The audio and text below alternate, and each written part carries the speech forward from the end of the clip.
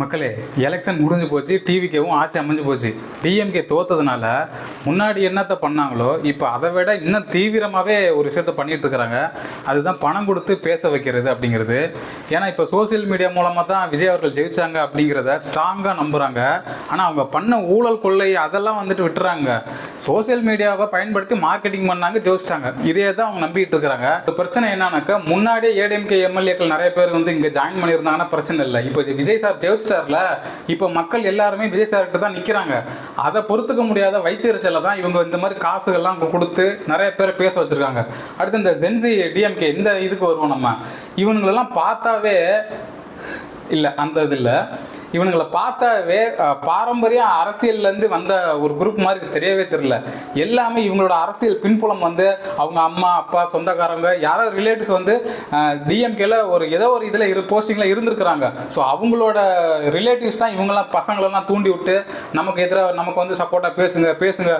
ஆமாம், ஒவ்வொரு டிஎம்கே மீட்டப்புக்கும் இந்த ஜென்சிடிஎம் மீட்டப்புக்கும் ஒரு ப்ரோக்ராம் செட்டில் ஒரு பிளான் பண்ணுறாங்கனாக்கா அதுக்கு ஃபண்டு வேணும்ல. அந்த ஃபண்டு யார் கொடுக்குறா? இப்போது ஜென்சிஏ தலைமுறை அப்படின்னாக்க தானாக முன் வந்து காசெல்லாம் செலவு பண்ணி ஏதோ ஒன்று பண்ணால் பரவாயில்ல. இவங்க காசை கொடுத்து பேசுங்க அப்படின்னு சொல்லிட்டு பண்ணிட்டு இருக்கிறாங்க. அப்படின்னா அப்போ காசு கிடைக்கிது, நம்ம எதோ ஒன்று அவதூற பேசுவோம் அப்படின்னு தானே இவங்களுக்குலாம் வரும். அப்படி தானே இந்த சென்சிட்டிவ்ல நிறைய பேர் மாட்டிக்கிட்டு இருக்கிறாங்க. அப்புறம் இன்னொன்று வந்துட்டு இந்த ஆட்சியில் வந்துட்டு கருத்துரிமை வந்து இல்லை, பேசுகிற சுதந்திரமே இல்லை, எல்லாம் கைது பண்ணுறாங்கன்ட்டு. எப்பா, டிவிகேவுக்கு சப்போர்ட் பண்ணுற நபர்களும் இருக்கிறாங்க, டிஎம்கேவை சப்போர்ட் பண்ணி பேசுகிற நபர்களும் எவ்வளோ பேர் இருக்கிறாங்க. சோசியல் மீடியாவில் எல்லாருமே கைது பண்ணிட்டு இருக்கிறாங்க. கருத்துக்களாக ஃபேஸ் பண்ண முடியாமல் அவதூறாக பேசுகிறது, ஒருமையில் பேசுகிறவங்க, ப்ரூஃப் இல்லாமல் பேசுகிறவங்க, இவங்கள தான் கைது செஞ்சு போலீஸார் வந்து என்கொயரி பண்ணிட்டு இருக்கிறாங்க. இதில் என்ன தப்பு பண்ணிட்டீங்க? டிவிக்கு ஆட்சி அமைஞ்சதுக்கப்புறம் எவ்வளோ நல்ல விஷயங்கள் நடந்திருக்குது. சில ஊர் கிராமத்துலலாம் வந்துட்டு பஸ்ஸு கிடையாது. அவங்க சோசியல் மீடியாவில் ஒரு வீடியோ தான் போடுறாங்க. அந்த வீடியோ வைரல் ஆகி அப்படியே அந்த ஊருக்கு பஸ்ஸு விடுறாங்க. அதை பற்றி எவனும் பேச மாட்டேங்கிறானுங்க. இது போதைப் பொருள். அவரோட டார்கெட்டே வந்து போதையெல்லாம் தமிழகத்தை உருவாக்கணும் அப்படிங்கிறது அவரோட விசனாக இருந்துச்சு. அவர் சொன்னார். பட் அதை கட்டுப்படுத்த முடியலன்ட்டு அவரும் ஒரு ஸ்டேஜில் சொன்னார்.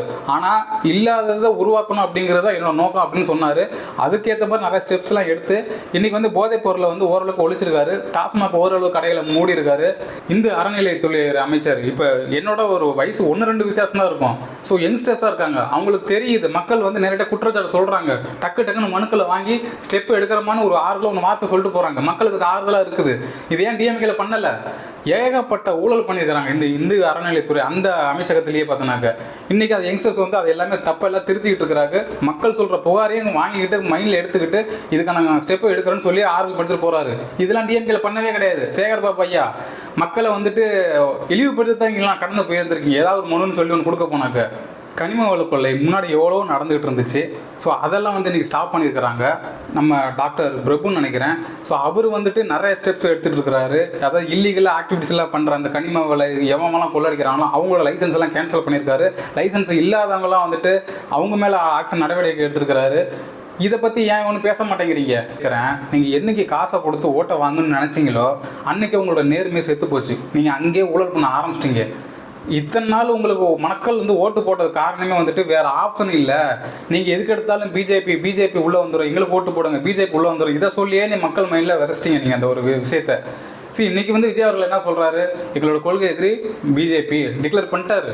அதுக்காக எப்போ பார்த்தாலும் பிஜேபி எதிரி சொல்லிக்கிட்டே இருந்தால் மத்திய அரசுகிட்டேருந்து வர வேண்டிய ஃபண்டு எப்படி தமிழ்நாட்டுக்கு கிடைக்கும்?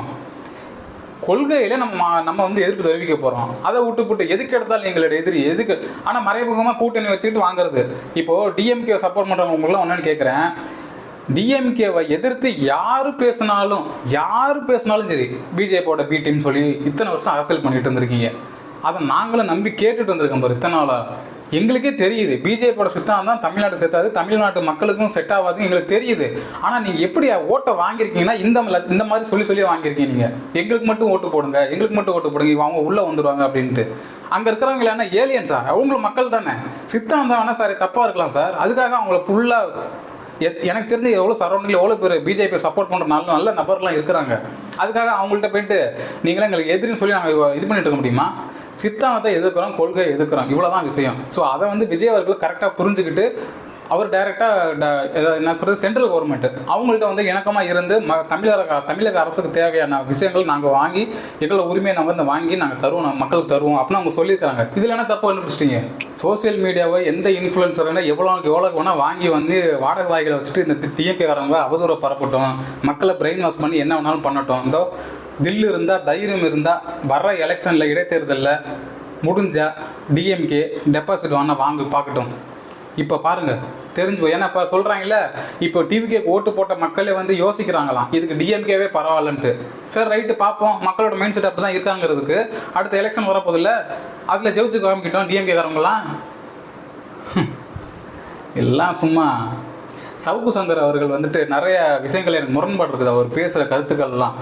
ஆனால் பாருங்கள், போன ஆட்சியில் அவதூறாலாம் அவர் அதாவது அவதூறு பேசுறதுங்கிறத தாண்டி அவர் கருத்துக்களை கரெக்டாக எடுத்து வச்சார்.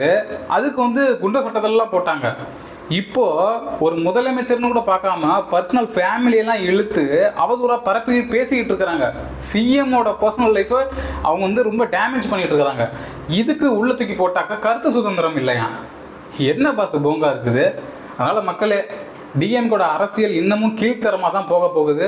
மக்கள் நீங்கள் தான் அதை கவனத்தில் வச்சுக்கணும். நீங்கள் வரப்போகிற எலெக்ஷனில் அவங்களுக்கு என்ன பாடம் நீங்கள் கற்பிக்கணுமோ அதை கற்பிச்சிருங்க, அவ்வளோதான்.